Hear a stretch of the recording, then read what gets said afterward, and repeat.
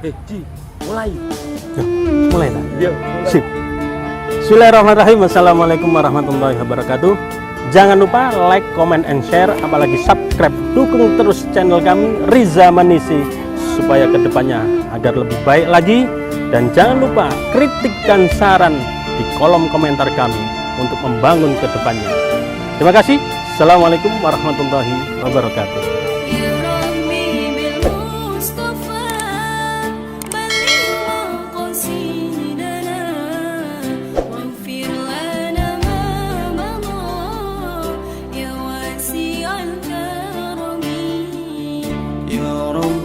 بالمصطفى بلغ مقاصدنا واغفر لنا ما مضى يا واسع الكرم. Assalamualaikum warahmatullahi wabarakatuh. Alhamdulillah, selamat malam. Berjumpa lagi di channel Riza Manisi. Kali ini bersama saya Ustadz Dhani Effendi. Kita akan berbincang-bincang dengan Cak Kaji Riza. Assalamualaikum, Mbak. Waalaikumsalam warahmatullahi wabarakatuh. Pripun kabare? Alhamdulillah Pak Ustadz Dhani, kita semua masih diberikan oleh Allah kesehatan dan semoga kita selalu dalam ridhonya Allah Subhanahu wa Ta'ala. Baik pemirsa YouTube dimanapun Anda berada dan pemirsa setia channel Riza Manisi, kali ini kita akan berbincang-bincang yang lebih santai, lebih rileks untuk membahas yang sedang booming kali ini, yaitu masalah pengobatan alternatif atau ilmu spiritual. Bagaimana untuk kelanjutannya? Saya akan memberikan beberapa pertanyaan kepada Cak Kaji Riza. Baik, Cak Kaji Riza, kejadian yang sekarang ini kan lagi viral ini ya. Ya. Pengobatan pakai keris yang ada lampunya nut nut nut ya, banyak Petir, sekali petir. Oh ya, keris petir.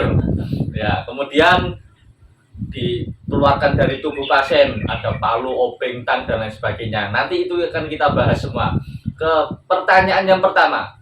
Kejadian sekarang ini yang lagi viral tentang dunia pengobatan alternatif atau ilmu spiritual atau supranatural bagi para pelaku spiritual. Bagaimana tanggapan Cak Kaji Riza ini? Alhamdulillah wa syukurillah la haula wa la quwata illa billah.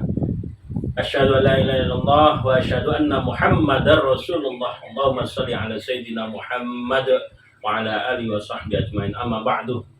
Alhamdulillah Pak Ustadz Dhani sudah berkenan untuk bisa kita ngobrol-ngobrol, meluangkan waktunya, yaitu kita akan membongkar kupas tuntas mengenai dunia spiritual yang sedang viral saat ini tentang pengobatan, yaitu paling utama sebagaimana pertanyaan dari Pak Ustadz Dhani tadi, yaitu bagaimana sejatinya seorang spiritual itu harusnya bagaimana dalam melakukan pengobatan. Ya, yang harus dilakukan yang paling utama yaitu dia harus jujur.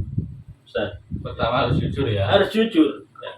Baik jujur untuk dirinya sendiri, terutama.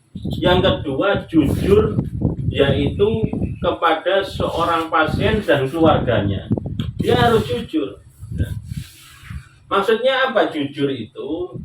Yaitu dia harus tahu ketika dia sebelum bicara, ya, menjadikan hukum di dalam pengobatan itu nanti, dia harus jujur. Ketika ada seorang pasien ataupun yang ingin meminta tolong bantuan kepada diri kita, Ustadz atau siapa namanya, Mbah ataupun Pak Yai atau Gus, tak kira sekarang Gus ini ya, Gustin, ya, Gus Udin, ya. Saya datang ke sini meminta tolong kepada jenengan untuk mengobati diri saya. Ya. Sakit apa Bapak? Ya. Nah, tahu ketika saya periksa ke dokter, saya periksakan di CT scan ataupun di laboratorium di lab, itu tidak ada penyakitnya. Kira-kira menurut Gus, Kiai ataupun Ustadz ataupun Romo dalam kalau non Muslim ya, atau Mbah ya, itu kira-kira sakit apa saya ini? Nah, disinilah yang harus orang pelaku spiritual harus jujur. Katakan A kalau itu A, katakan B kalau itu B. Artinya apa? Ketika kita mendeteksi seseorang dalam dirinya ada penyakit umpama, kita harus tahu penyakit ini medis atau non medis. Ketika kita bilang ini, oh ini kita tahu ini penyakitnya non medis Bapak, itu pun tidak berhenti dari situ Ustaz. Jadi kita harus tahu non medisnya ini penyebabnya dari apa. Memang benar-benar alami, artinya apa? Ada barang atau sosok jin atau apapun bentuknya yang menempel dalam diri dia sehingga itu menjadikan sakit. Ya. Atau ini memang dibuat orang, ada unsur kesengajaan dibuat orang. Itu kita harus tahu. Ini seorang spiritual harus tahu dan harus jujur. Kalau itu alami, bilang alami. Kalau itu memang dibuat orang, bilang dibuat orang. Kalau itu memang penyakitnya medis bukan non medis, ngomong penyakitnya memang ini benar-benar medis, seperti itu. Jadi jangan sampai kita memutarbalikkan apa yang sudah kita lihat. Oh ini Bapak ini sakitnya di perutnya ini karena dibuat orang Pak, disantet orang, padahal tidak. Ini bahaya di sini. Kejujuran yang harus kita junjung tinggi dalam dunia spiritual, seperti itu. Sehingga apa? Ketika kita sudah bicara ini dibuat orang, disantet orang, maka orang dan keluarganya pun penasaran Ustaz. Sinten sing damel. Timbul fitnah Di situ. Ya. Kalau sudah ngomong sinten sing damel, seorang spiritual kan harusnya menjelaskan akhirnya. Satu kebohongan di awal yang itu bukan penyakit dibuat orang kena guna-guna atau santet, dibungkus dengan bohongan yang selanjutnya apa? Oh, sing damel mboten yang lintu atau tidak orang lain, tidak jauh, ini orang dekat yang buat sampean. Nah, akhirnya seorang pasien dan keluarganya kan berpikir menebak siapakah orang itu. Kalau orang dekat, tetangga saya, teman saya, atau teman sekantor saya, akhirnya dia ngomong, oh mboten ini tetangganya. Akhirnya apa? Berpikir yang macam-macam tentang tetangganya tadi. Suudon. Itu yang terjadi. Pembohongan di awal dibungkus dengan kebohongan berikutnya, sudah disitulah yang terjadi di dunia spiritual kita yang pada saat ini terjadi seperti itu. Akhirnya apa? Tidak kunjung sembuh seorang pasien, ya, karena apa? Yang keluar dari seorang spiritual ketika sudah keluar dari lisannya, mulutnya ini akan menjadi hukum, seperti itu. Karena dia sudah meyakini bahwasanya seorang Gus tadi mengetahui hal tersebut, padahal ngamurisasi. Ya, hukum apa yang mau dipakai seperti itu? Akhirnya apa? Tidak kunjung sembuh, berpikir negatif dengan tetangga, teman, ataupun saudaranya yang katanya menyantet atau mengguna, padahal itu tidak ada. Kejujuran awalnya harus jujur. Ya. Walaupun kamu ngomong bisa, katakan bisa. Kalau ngomong tidak bisa, katakan tidak bisa. Seperti itu Pak Sadari. Baik. Ya, seperti itu tadi penjelasannya. Tapi ini saya juga minta konsultasi mungkin sekaligus diobati. Kenapa? Ya, dada saya ini beberapa hari ini itu terasa agak sakit dan agak nyeri. Sudah ke puskesmas, sudah ke mana saja, tapi juga tidak kunjung sembuh. Mungkin barangkali ada aura-aura negatif yang nempel atau kemasukan kulkas, kemasukan palu atau gimana, ya mungkin bisa sekaligus ini dibuktikan kepada pemirsa. Nanti apakah benar ada benda yang ada di dalam tubuh saya ini, apakah ada bendanya dengan rasa sakit yang saya alami atau bagaimana? Nyeri ini sudah lama enggak Ustaz? Ya sekitar hampir 1 bulan. 1 bulan. Nyeri di dada ya, Dada sebenarnya. bukan di perut. Bukan, perut lapar nih. Tengah malam soalnya.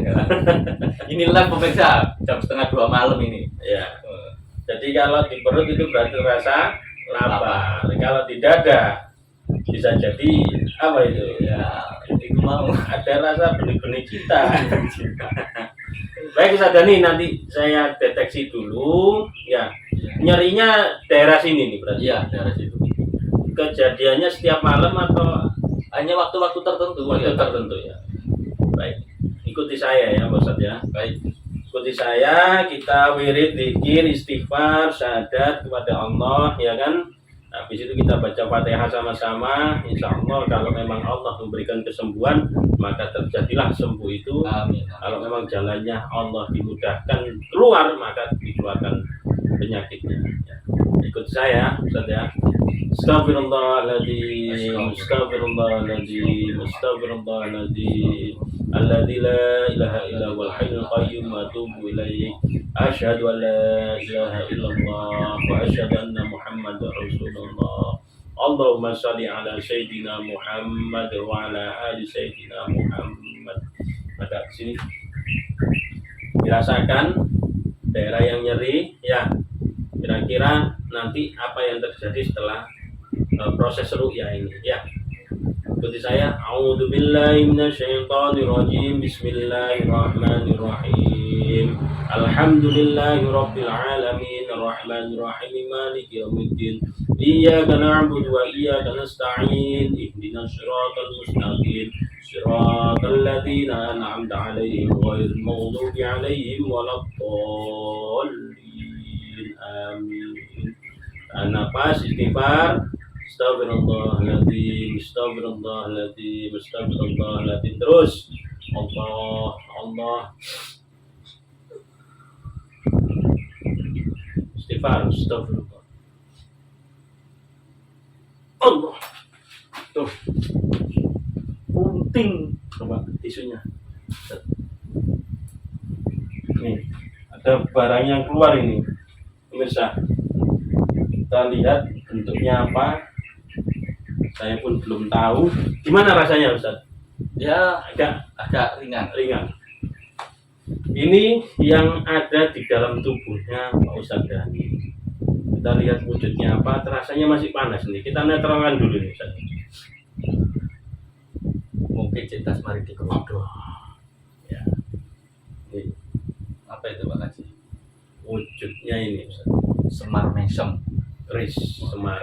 Mulane bos Pak Haji. Oh, selama ini kok saya mesem dewe. Iki kan. Genteng orangnya. Ya. Jadi inilah saudaraku yang dirahmati oleh Allah.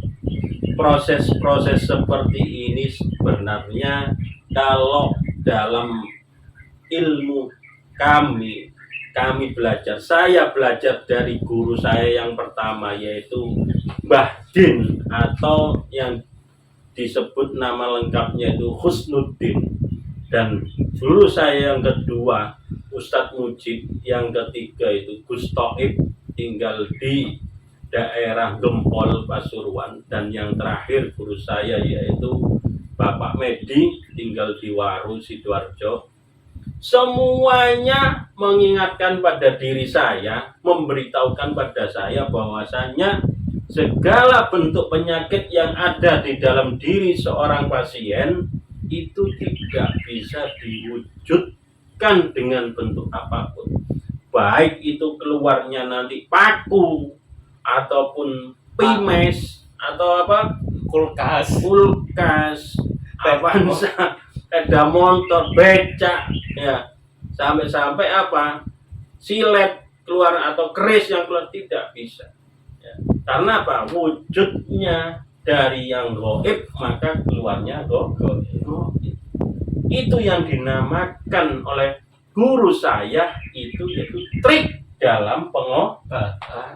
Trik saja pemirsa. Saudaraku yang dirahmati oleh Allah, inilah bentuk-bentuk pengobatan dengan cara meyakinkan seorang pasien dan juga keluarganya agar supaya yakin. Karena pesannya batin dulu gini, Allah yarham. Semoga Allah mengampuni segala dosanya dan melampangkan segala kuburnya ya. Batin pesan sama saya, Ji, karena waktu itu sering saya melakukan pengobatan datang ke rumah pasien ataupun pasien datang ke kami ke rumah batin. Saya lihat, saya perhatikan dalam perjalanan pengobatan tersebut tidak pernah satupun dari seorang pasien keluar dari tubuhnya yaitu apa? Wujud paku, imes dan lain sebagainya. Dan akhirnya saya beranikan, Pak Ustaz, bertanya, batin, kenapa kok sampai ngetokno ngene iki kok gak iso, ndak bisa keluar wujudnya, baik itu keris atau apapun bentuknya. Katanya batin apa? Ji,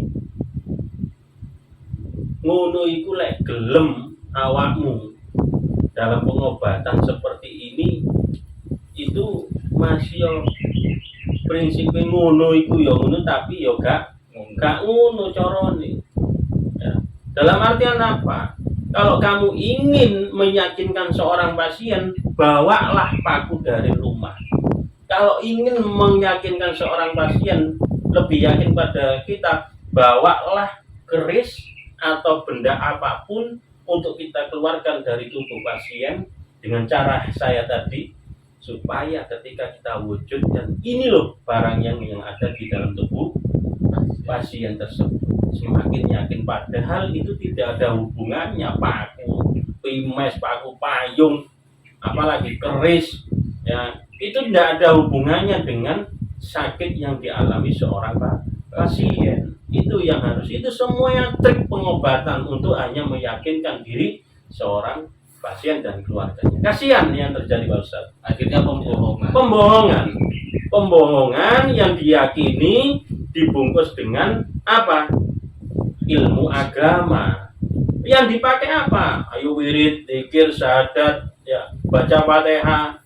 Menyalahi dari apa yang sudah dia yakini selama ini, membohongi Allah terutama. Ayat-ayat Allah dipakai, tetapi dia untuk melakukan kebohongan publik seperti itu. Itu yang tidak boleh. Baik, dengan kejadian seperti itu, kemudian bagaimana dengan pengobatan seseorang, terus dengan mengeluarkan paku seperti tadi, kemudian keluar keris dan lain sebagainya dari tubuh pasien. Kalau menurut Cak Haji Riza ini, pengobatan seperti itu menurut panjenengan itu pripun? Namanya itu apa itu? Ya.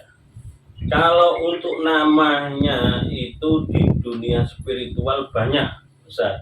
Namanya itu banyak judulnya.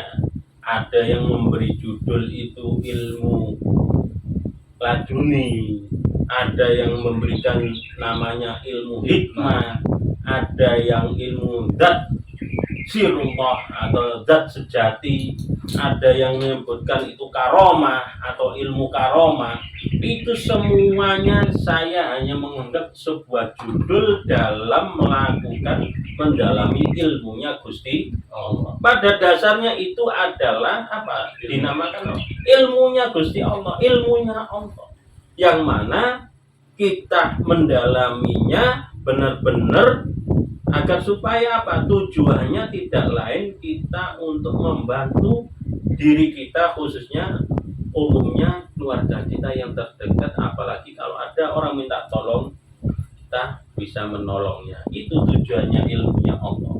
Kita menjadi orang yang benar-benar amanat dalam mengemban ilmunya Gusti Allah. Bedanya apa? Ilmunya Allah dengan ilmu yang lain. Kalau ilmunya Gusti Allah, kita seorang pelaku spiritual tidak pernah memakai khodam. Bedanya. ilmunya Gusti Allah tidak akan ada kita memakai khodam dalam membantu pengobatan, ya. Dalam membantu apa?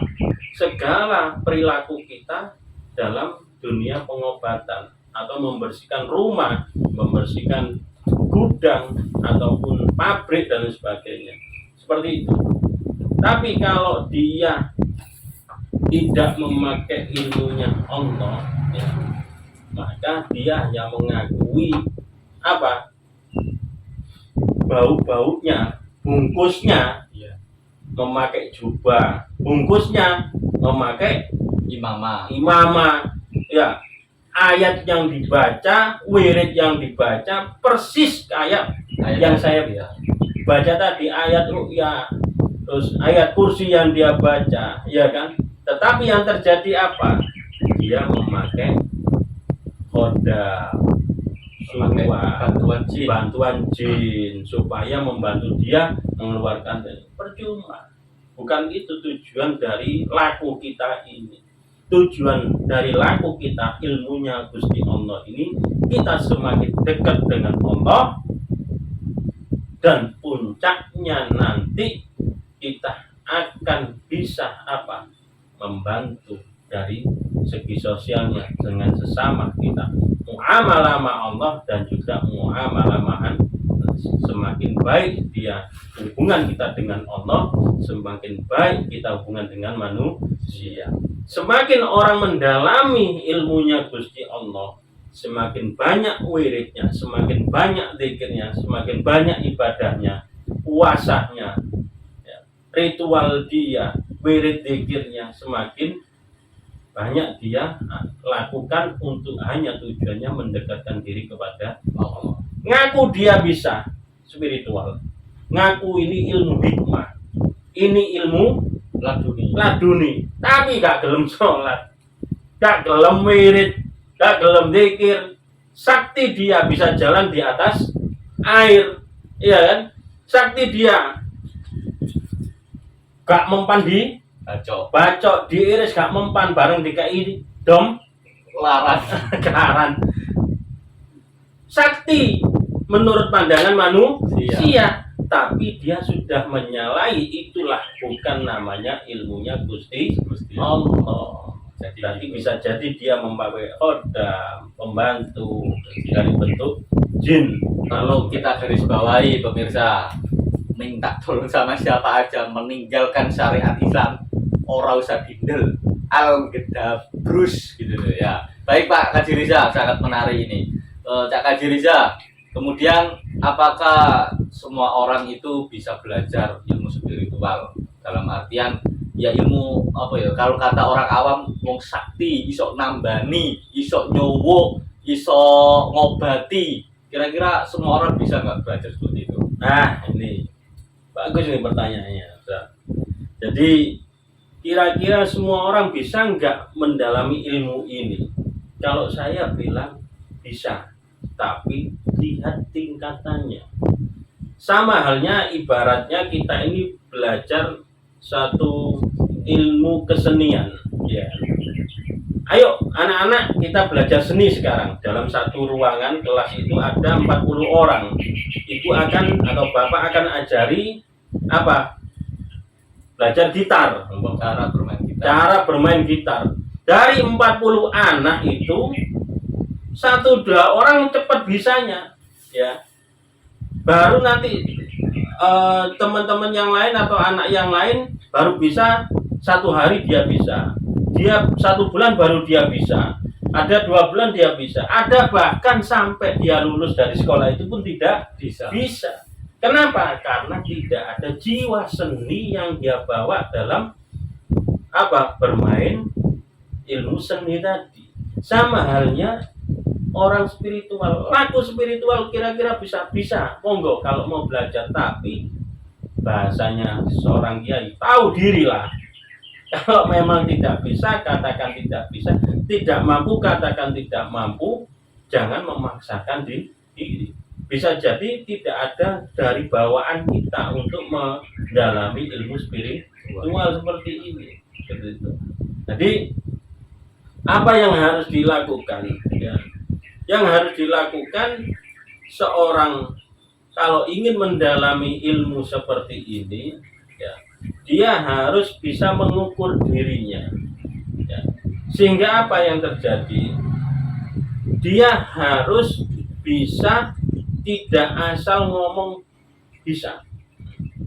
Ustaz, jenengan kira-kira bisa ngobati? Bisa. Bisa minta tolong anak saya ini rewel. Bisa. Ngomong bisa, ternyata ilmunya tidak. Apa yang terjadi? Al-ngawuri tadi. Ngawur dalam apa? Pengobatan, ngawur dalam penanganan seorang pasien. Itu. Maka kita harus benar-benar kalau mau mendalami, monggo silakan. Bisa, tapi harus ada sabar, ya. Sabar dalam menjalani ilmu seperti ini. Tidak bisa gerusa-gerus. Ada semuanya tingkatannya. Seperti itu, Ustaz. Jadi seperti itu pemirsa, semua orang bisa mendalami spiritual. Lawang spiritual itu emang diwajibkan dalam Islam. Urusan kita sama Allah kan spiritual. Nah, kita sama manusia baru minannas, hubungan muamalah. Baik Pak Haji Riza, untuk pemirsa kita akan melanjutkan perbincangan kita pada malam hari ini. Ini Pak Haji Riza, kalau ada orang minta tolong sama kita ya, kita sudah bantu dengan ikhlas, bantu dengan sungguh-sungguh. Kan tadi intinya kan adalah sabar ya dalam menjalani ilmu spiritual. Apalagi menangani pasien yang tetek bengek macam nih, harus jujur. Ya. Kemudian kita dimintain tolong, sudah bantu dengan ikhlas bersungguh-sungguh. Kemudian si pasien ini tadi dapat ojo-ojoan, apa bahasa Indonesia ojo-ojoan itu obong-obongan. Itu dapat bisikan dari teman-temannya, ke tempat kuai, ke tempat Gusku wae. Gusku iku sakti wonge, iso mlaku ning ndukure dalan ngono. Iso mlaku ning ndukure banyu, salat iso ning ndukure godhong luntas ngono. Ning nggonku wae, ojo ning wong iku ngono. Akhirnya datanglah pasien itu ke sana. Ditanyain sama si Gus itu tadi, pernah berobat kemana? Oh, sono ke Gubeng Pak Ustadz Dhani. Wah, misalkan ini ya, ke Pak Ustadz Dhani. Lah apa nama Pak Ustadz Dhani ku? Ujui sampean modus iku ngene. Padahal kita sudah berupaya untuk seikhlas mungkin untuk membantu. Itu tanggapan kita sebagai pelaku spiritual itu seperti apa Pak Haji Riza? Ini pertanyaan luar biasa ini. Kayak pengalaman pribadi. Bukan pemirsa, saya hanya guru ngaji, beliau yang praktisi. Jadi kita ada seorang pasien yang datang kepada kita minta tolong, ya Ustaz ya. Habis itu kita tangani dengan ikhlas, kita tanpa tendensi adanya mahar, ya kan?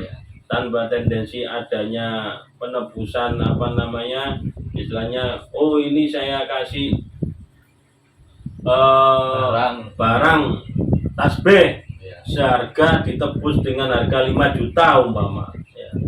Ini ada garam. Ini kalau ditaburkan nanti insya Allah bisa pergi sampean dengan mahar 10 juta umpama. Wah, kalau seperti itu ya tutup saya. Satu hari dapat satu pasien mahar 10 juta, ping satu hari dapat 5 pasien menipray. Hailing jalan-jalan bye pray wis entuk duit 50 juta. Apa lalar gawe nangani wong wis mari. Jadi itulah gimana caranya kita menanggapi ketika kita sudah tulus ikhlas tanpa tendensi mahar, tanpa tendensi kita minta untuk tanda terima kasih dengan wujud uang ataupun bentuk barang apapun, kita ikhlas. Bahkan setelah terbukti itu Allah memberikan kesembuhan, keluar penyakitnya dari tubuhnya, sampai detik terakhir dia sudah merasakan enak dan hanya mengucap matur suwun Ustaz, terima kasih Gus, terima kasih Ustadz sudah bantu saya tidak bisa memberikan apa. Itu pun harus kita terima. Alhamdulillah. Kenapa alhamdulillah dari kita? Allah sik ngersakno ilmune awak dewi manjing nang awake dewi. Alhamdulillah. Ya. Walaupun tidak dikasih apapun, hanya ucapan terima kasih, ya kita syukur alhamdulillah ikhlas. Nggak ada istilahnya grundel. Oh mari tak benar, no nggak dikai apa-apa, nggak boleh seperti itu. Nah kalau sudah seperti itu, kok waras Allah meridhoi kesembuhan tadi dengan melalui ikhtiar kita tadi. Oh no ujuk-ujuk tonggone teko, koncone teko. Lha opo kon berobat nang kono iku? Nang nggonku wae, marang pindah nggon, malah kon kei mahar. Ngetokno duit 10 juta, entek 18 juta. Iya kan? Gak kunjung sembuh, penyakit gak waras-waras. Ya, iku sik dipercaya meneh sik merono meneh. Ambek awak dhewe matur suwun, ambek awak dhewe gak ngetokno apa-apa, bahkan ngombe ae banyu aku. Banyu putih, iya. Tapi gak apa-apa di kelas. Ndok kok difitnah. Gak ngira waras kon iku polahe gak ono syarate, gak ono mahari. Apa yang kita lakukan? Jangan. Biarkan, Dijarkan saja. jangan saja. Biarkan. Nanti dia akan tahu sendiri keikhlasan kita sampai di mana. Ini adalah ujian bagi seorang spiritual. Semakin kita ikhlas menjalani itu, semakin kita menolong orang tanpa tendensi apapun, semakin Allah memudahkan kita dalam mewujudkan apa? Membantu orang tersebut mengeluarkan barang-barang yang tidak bisa kita keluarkan sebelumnya. Seperti itu. Jadi kalau kita difitnah, dia ikhlaskan sudah. Monggo jenengan berobat di sana saja. Suatu saat dia akan berpikir kalau dunia ini wis entek, wis kena mahar 5 juta, gak waras, kayak itas sebagai wiritan pedot, minyak. Regane piro Mas Dani? 5.000. 5.000. Pinggir jalan tempat orang-orang jual kembang itu minyak sakmene, minyak melati 5.000. Dadekno mahar dadi piro? 500.000. 500.000. 10 kali lipat. Lek gelem Pak Ustadz ya. Saya mau tak tutup bengkel Gus buka ngene ae. Gak usah bengkel-bengkelan, gak usah mikir soro-soro kerja, buka ngene longgo. Dodol minyak 5.000 dadi 500. Tasbih tuku nang ngampel pintu masuk 5.000 dadi 5 juta. Sopo yang gak iso? Ini minyak asmaan, air asmaan. Mau nggak diminum? Monggo.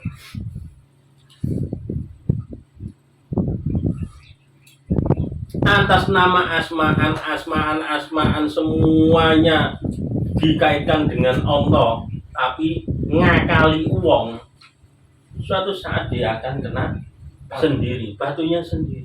Suatu saat Allah itu monggo sama ngakali Gusti Allah, tapi Allah itu mah segala-galanya. Oh Gusti Allah mboten sari. Mbok akali bentuk ya apapun, Gusti Allah tidak akan murka. Tidak ada. Kita akan diam, biarkan saja. Tapi suatu saat akan kena karmanya sendiri.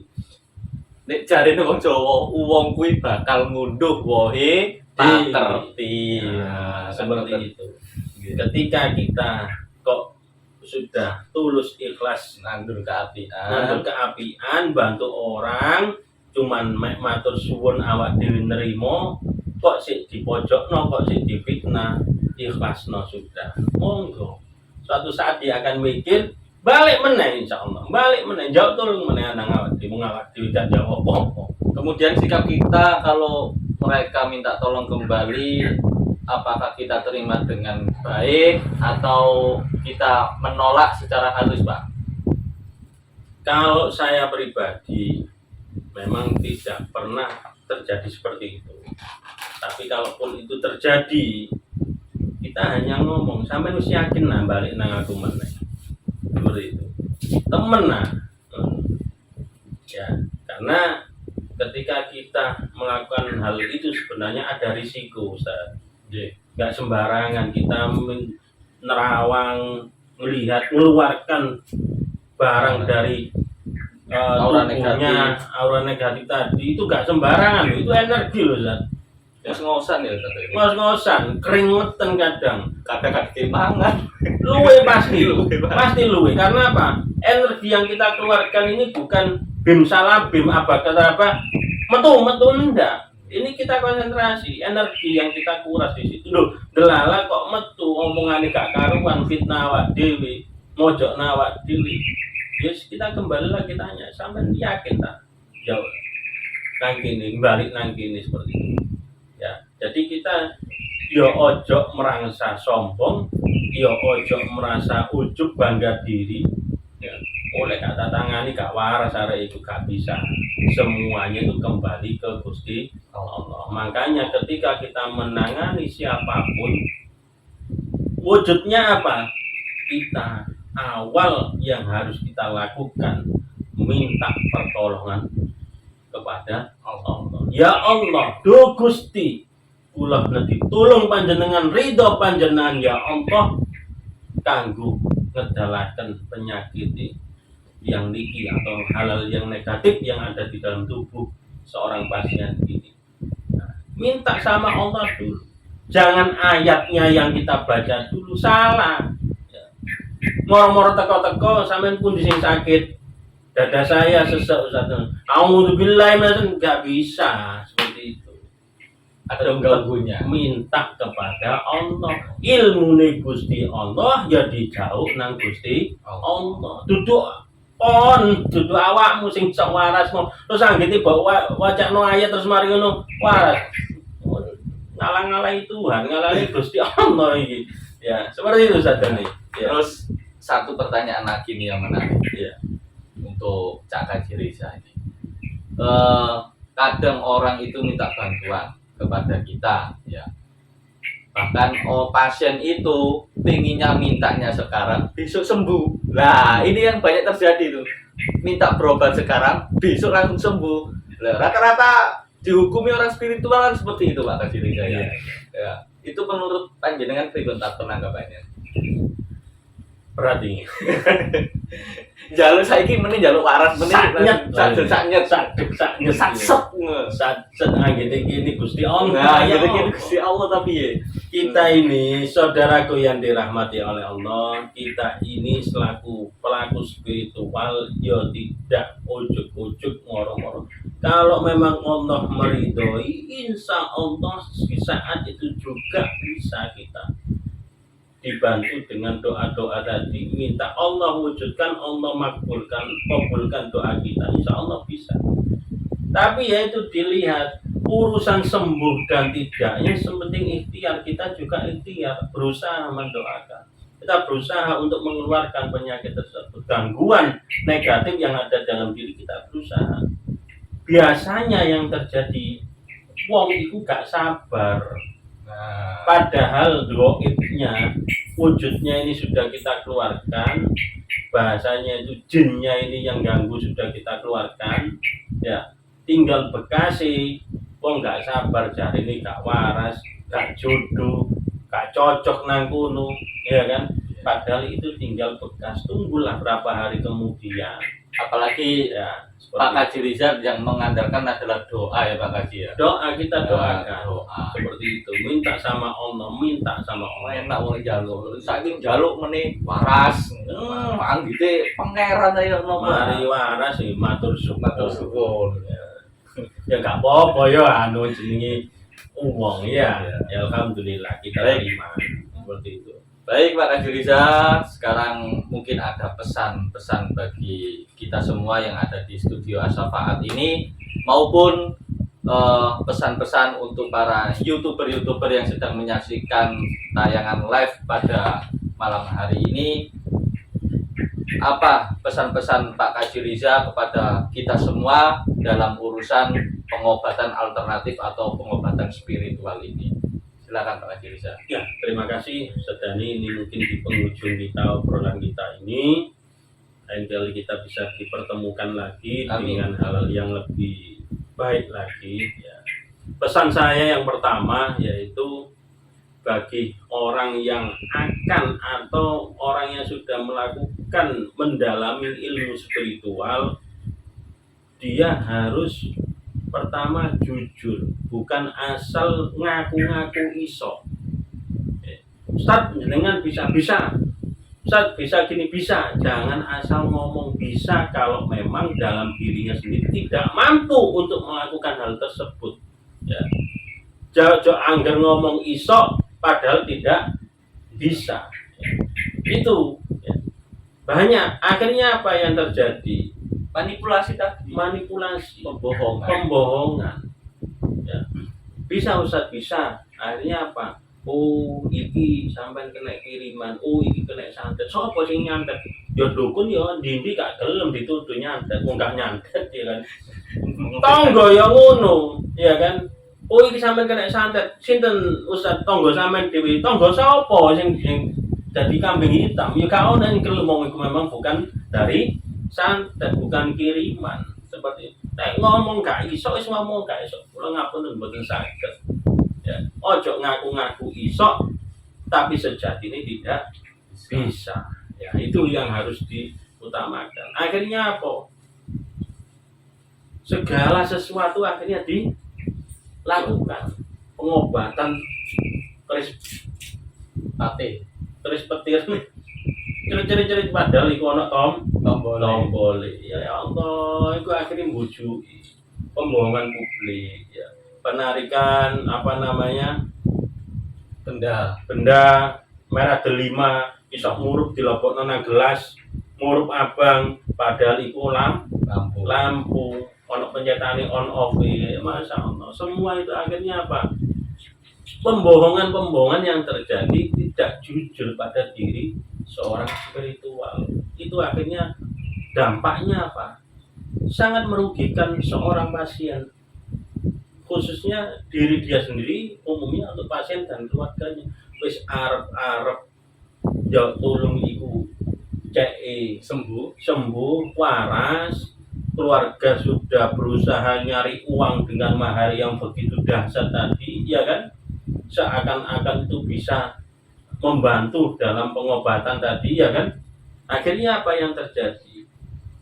Ya wis entek akeh duweke utang-utangan teko tangga, teko dulure ngutang bareng ditangani gak kunjung sembuh. Nggak ada perubahan yang signifikan dari pengobatan tadi, yaitu lek ancen gak iso ngomong gak iso, lek ancen iso buktikan kalau itu memang bisa, ojo ngomong tok itu. Tuh. Yang kedua, pesan saya Yang ketiga ya Mas. ya, yang ketiga ya, yaitu kalau memang sudah masuk dalam dunia spiritual ya, lek belum matang jangan pernah kita ngaku-ngaku bisa. Belum matang loh ya, dalam artian apa? Kamu hanya bisa deteksi umpama. Deteksi, oh ini sampai sakitnya memang ada di pundak sebelah kiri umpama. Hanya bisa deteksi, nggak bisa mengeluarkan, ngaku bisa mengeluarkan. Belum, semuanya itu ada tingkatannya. Deteksi penyakit, mengeluarkannya hal yang negatif ini di keluarga. Apa ya cukup, ada tingkatan selanjutnya, kita harus bisa pemagaran. Makanya di dunia spiritual itu minimal kita harus punya 3 yang harus kita kuasai. 1, yaitu kita mendeteksi ya. Habis mendeteksi kita eksekusi. Yang ketiga, pemagaran. Kalau hanya bisa deteksi dan eksekusi, jangan ngaku-ngaku ataupun jangan pernah kita ngaku-ngaku bisa menangani pasien. Kasihan pasiennya. Baru cara ilmu itu di dalam dunia spiritual itu ada tingkatannya. Kalau dalam Sekolah dasar, sekolah formal ada tingkatan TK, SD, SMP, SMA sampai kuliah, doktoral. Sama dengannya apa? Ilmu spiritual itu.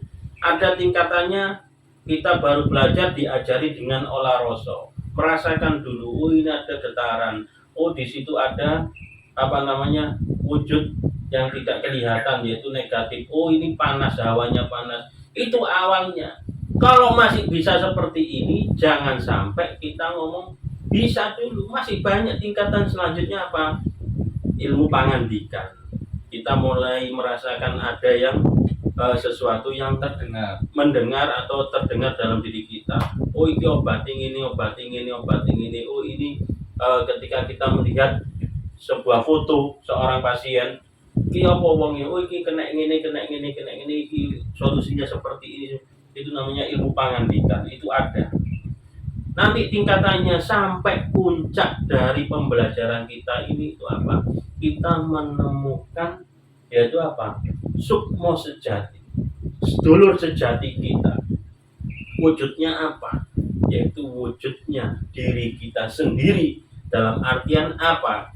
Kita mengetahui seluk-beluk diri kita, kita mengetahui kurang lebihnya diri kita, kita mengetahui kalau dalam sebuah hadis man arafa rabbahu arafa nafsahu.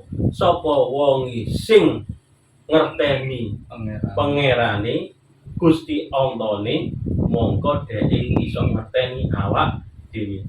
Maksudnya apa? Ketika kita melakukan perjalanan spiritual seperti ini, maka semakin dekat hubungan kita dengan Gusti Allah, maka kita akan bisa mengukur diri kita, kemampuan kita sendiri. Seperti itu. Karena semua guru saya nih Pak Ustadz, keempatnya ngomong, ji meneh awakmu lakumu iki puncake yaiku meneh iso nemono awakmu dhewe wujud. Tidak dalam mimpi, tetapi dalam dunia nyata kita. Itu pun hanya beberapa detik. Jadi seperti itu Pak Ustadz Dhani. Baik, pesan saya. Terima kasih penjelasan dari Cak Kaji Riza pada malam hari ini. Pesan singkat dari saya, tidak ada kekuatan, tidak ada ilmu yang sangat hebat, sangat sakti, kecuali itu ilmunya Allah. La haula wala quwata illa billah. Tidak ada daya dan upaya, banyak kekuatan apapun yang kecuali itu bersumber dari Allah Subhanahu wa Ta'ala. Terima kasih pemirsa dimanapun Anda berada. Untuk segmen kali ini sampai di sini dulu. Nanti kita akan berbincang-bincang lagi. Kita akan yang akan datang untuk membahas mengenai spiritual yang lebih dalam lagi, dan terutama tadi di penghujung pesan Pak Cak Kaji Riza, yaitu tentang dulur sejati. Terima kasih. Wallahu muwaffiq ila aqwamit thoriq. Assalamualaikum warahmatullahi wabarakatuh. Waalaikumsalam warahmatullahi wabarakatuh.